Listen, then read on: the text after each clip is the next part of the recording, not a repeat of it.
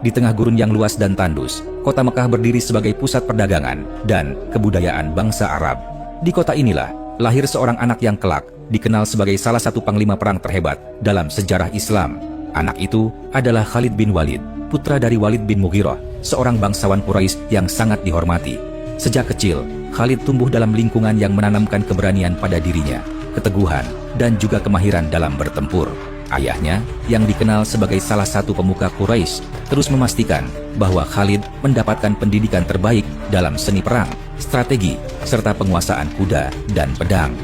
Ketika muda, Khalid dikenal memiliki fisik yang sangat kuat dan pemberani. Ia menghabiskan waktunya berlatih memanah, berkuda, dan bertarung dengan pedang.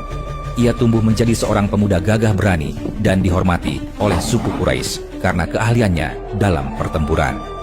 Ketika Islam mulai menyebar di Mekah, Khalid termasuk di antara orang-orang yang menentang ajaran Rasulullah dengan tegas. Baginya, Islam adalah ancaman bagi tradisi Quraisy yang telah lama mereka pegang.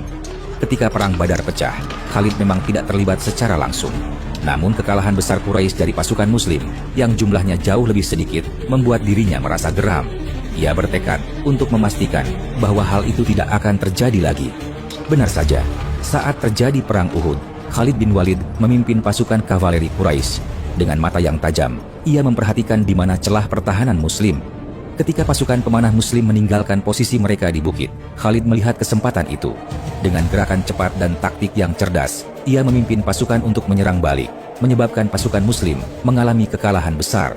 Perang Uhud pun menjadi kemenangan bagi Quraisy, dan Khalid dihormati sebagai seorang panglima perang. Khalid terus memenangkan peperangan demi peperangan melawan kaum Muslim.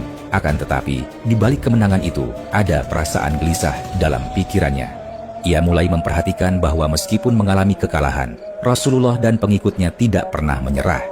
Islam justru semakin berkembang, dan kaum Muslim menunjukkan keberanian serta keteguhan yang luar biasa. Khalid menyaksikan bagaimana kaum Muslim tetap teguh dalam keyakinan, walaupun mereka mengalami kekalahan demi kekalahan. Dalam hatinya bertanya-tanya, apa yang membuat mereka begitu kuat? Karena itulah, Khalid secara diam-diam memperhatikan perkembangan Islam dari kejauhan. Ketika perjanjian Hudaibiyah ditandatangani antara kaum Muslim dan Quraisy, Khalid mulai melihat bahwa Islam bukan hanya sekedar agama, tetapi juga sebuah kekuatan yang mengubah hati manusia, serta menyatukan orang-orang dengan prinsip keteguhan. Walid bin Walid, saudaranya yang telah memeluk Islam, menuliskan surat kepadanya untuk merenungkan arti kebenaran sejati. Surat itu menyentuh hatinya, tetapi ia masih ragu, dan hatinya penuh pertanyaan. Titik balik dalam hidupnya terjadi saat Fathu Makkah semakin dekat. Khalid menyadari bahwa kaum Quraisy tak akan mampu lagi membendung gelombang Islam. Dalam keheningan malam, di tengah rasa bimbangnya, Khalid akhirnya memutuskan untuk meninggalkan Mekah menuju Madinah. Bersama Amr bin Ash dan Utsman bin Talha, ia menempuh perjalanan yang penuh dengan pertimbangan serta rasa sesal atas apa yang telah dilakukannya di masa lalu saat melawan Islam. Setibanya di Madinah, Khalid justru disambut dengan penuh kehangatan oleh kaum Muslim. Wajahnya terlihat heran dengan sambutan hangat itu, padahal ia adalah panglima yang selama ini memusuhi pasukan Muslim. Saat bertemu dengan Rasulullah, Khalid menundukkan kepala. "Ya Rasulullah, aku datang untuk memeluk Islam, tetapi aku khawatir dosaku terlalu besar untuk diampuni," katanya dengan penuh penyesalan. Rasulullah tersenyum dan berkata lembut, "Wahai Khalid, sesungguhnya Islam menghapus semua dosa yang telah lalu. Allah Maha Pengampun dan Maha Penyayang." Dengan perasaan lega dan hati yang tulus, Khalid mengucapkan syahadat di hadapan Rasulullah. Sejak saat itulah, Khalid bukan lagi musuh Islam, tetapi menjadi salah satu pembela utama Islam. Khalid bertekad untuk menggunakan keahliannya membela Islam. Kesempatan itu datang dalam Perang Mu'tah, di mana pasukan Muslim berjumlah 3.000 orang harus menghadapi 200.000 pasukan Romawi dan sekutunya. Setelah komandan Muslim Zaid bin Haritsah gugur, diikuti Ja'far bin Abi Thalib dan Abdullah bin Rawahah, suasana berubah mencekam, panji Islam hampir jatuh. Dalam situasi genting itu, pasukan Muslim menunjuk Khalid untuk memimpin pasukan. Ia maju di posisi terdepan dan berteriak, "Jangan mundur, berjuanglah demi Allah dan Rasul-Nya." Seorang prajurit bertanya, "Wahai Panglima, bagaimana kita bisa menang melawan musuh sebanyak ini?" Khalid menatapnya dengan tajam, "Jika engkau percaya Allah, maka kita akan menang. Kemenangan tidak ditentukan jumlah, tapi oleh keyakinan." Khalid langsung menyusun taktik perang untuk menyelamatkan pasukan Muslim dari kehancuran. ia mengubah formasi pasukan yang membuat pasukan Romawi mengira bahwa bala bantuan Muslim telah datang. Berhari-hari mereka bertahan hingga pasukan Romawi mundur. Dengan keberanian serta kepemimpinan yang luar biasa, Khalid berhasil membawa pasukan Muslim pulang dengan selamat. Sejak saat itu, Rasulullah memberinya gelar Pedang Allah yang terhunus. Khalid terus berjuang demi Islam. Ia terus menunjukkan keahliannya dalam perang, termasuk dalam perang Riddah setelah wafatnya Rasulullah. Khalid berperan penting dalam menumpas kaum murtad dan nabi-nabi palsu dalam perang itu. Ia juga mengalahkan Musailamah Al-Kadzab dalam pertempuran sengit di Yamamah, menunjukkan keberanian dan keahliannya dalam medan perang. Di bawah kepemimpinan Khalifah Abu Bakar, Khalid memimpin ekspedisi ke Irak dan Syam, menghadapi kekaisaran Romawi yang jauh lebih kuat. Dalam pertempuran Yarmuk, ia kembali menunjukkan kejeniusan strateginya. Meskipun jumlah pasukan Muslim jauh lebih kecil dibandingkan pasukan Romawi, Khalid berhasil mengalahkan mereka dengan taktik perang yang luar biasa. Kemenangan ini membuka jalan bagi penaklukan Islam di wilayah tersebut. Semua lawan heran bagaimana Khalid bin Walid bisa sangat tangguh. Banyak orang yang ingin menguji kemampuannya. Suatu hari di Persia, Khalid bin Walid duduk berhadapan dengan seorang pemimpin Persia yang ingin mengujinya. "Kami tahu keberanian dan kehebatanmu, tapi apakah kau berani bertaruh dengan maut?" tanya pemimpin itu. Tidak lama berselang, seorang prajurit Persia menyerahkan secawan minuman berisi racun sambil berkata, "Tidak ada satupun orang yang selamat dari racun ini." Para sahabat Khalid yang mendengarnya terlihat panik, tapi Khalid hanya tersenyum. Dengan tenang ia mengambil cawan itu, lalu mengangkatnya ke langit. Bismillah. Kemudian meneguk racun itu sampai habis. Semua orang menahan napas melihatnya. Khalid berdiri tegak tanpa rasa sakit sedikit pun. Pemimpin Persia terbelalak. "Bagaimana kau masih bisa hidup?" Khalid tersenyum. "Hidup dan mati di tangan Allah. Aku percaya Allah lebih kuat dari racunmu." Meskipun sudah dianggap panglima terhebat dan pahlawan besar, Khalid tetap rendah hati. Ketika Umar bin Khattab menjadi khalifah, ia justru mencopot Khalid dari jabatan panglima perang. Di tengah perkemahan pasukan Muslim, seorang utusan tiba membawa surat dari Khalifah Umar bin Khattab. Khalid bin Walid menerima gulungan itu dan membacanya dalam diam. Beberapa perwira mendekat, menanti reaksinya.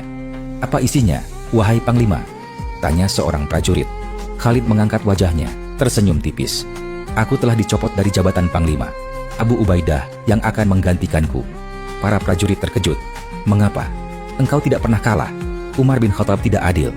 Khalid menghela napas, menatap pasukannya.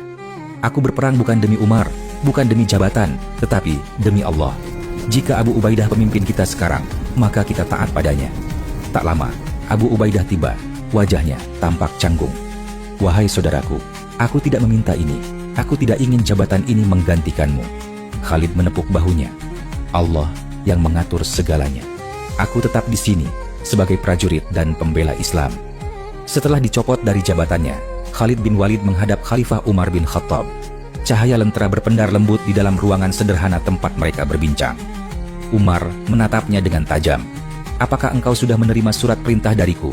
tanyanya. Khalid mengangguk perlahan, wajahnya tetap tenang. Umar melanjutkan, suaranya dalam dan penuh keyakinan. "Tahukah engkau mengapa aku memberhentikan jabatanmu sebagai panglima besar Islam?" Khalid tetap diam. Matanya tak menunjukkan kemarahan, hanya kesetiaan yang teguh. Dalam keheningan malam, Umar menarik napas dan berkata, "Wahai Khalid, aku mencopotmu bukan karena kekurangan atau kesalahanmu. Engkau adalah panglima yang hebat, dan itulah masalahnya." Ia menatap Khalid dengan penuh kasih sayang. "Aku khawatir kemenangan demi kemenangan ini membuat orang-orang berpikir bahwa kejayaan Islam bergantung padamu, bukan pada Allah. Aku tidak ingin mereka mengagungkanmu hingga melupakan siapa yang sebenarnya memberi pertolongan. Aku melakukan ini bukan untuk merendahkanmu, tetapi untuk menyelamatkanmu, wahai saudaraku." Di malam itu, dua sahabat besar berbicara dalam ketulusan, tanpa dendam, tanpa amarah, hanya demi kejayaan Islam. Setelah tidak lagi menjadi panglima, Khalid tetap setia, berada di barisan depan dalam setiap pertempuran. Ia bertarung dengan keberanian yang sama, seperti saat masih menjadi panglima. Pasukan Romawi yang menghadapi Muslim tetap gentar melihat kehadiran Khalid di medan perang, meskipun ia tidak lagi memegang komando pasukan. Bahkan Abu Ubaidah bin Jarrah, panglima baru yang menggantikannya, tetap menghormati Khalid dan sering meminta pendapatnya dalam strategi perang. Baginya, Khalid tetap seorang ahli strategi terbaik yang dimiliki umat Islam. Di akhir hayatnya, Khalid bin Walid berbaring di tempat tidur dengan tubuh penuh bekas luka perang. Dengan suara lemah, ia berkata, "Aku telah berjuang dalam 100 pertempuran dan memenangkan semuanya. Tetapi lihatlah, aku mati di atas ranjang seperti orang biasa. Tidak ada 1 inci pun dari tubuhku yang tidak terkena luka akibat pedang, tombak, atau panah. Aku selalu berharap syahid di medan perang. Namun, beginilah takdir Allah." Khalid wafat dalam kesederhanaan, tanpa harta yang berlimpah. Meskipun pernah memimpin ribuan pasukan dan meraih kemenangan besar, ia meninggalkan dunia sebagai seorang prajurit yang setia, bukan hanya kepada pemimpin manusia, tetapi kepada Islam dan Allah. Khalid menutup matanya dengan senyuman, meninggalkan dunia dengan nama yang abadi dalam sejarah Islam sebagai pedang Allah yang tidak terkalahkan.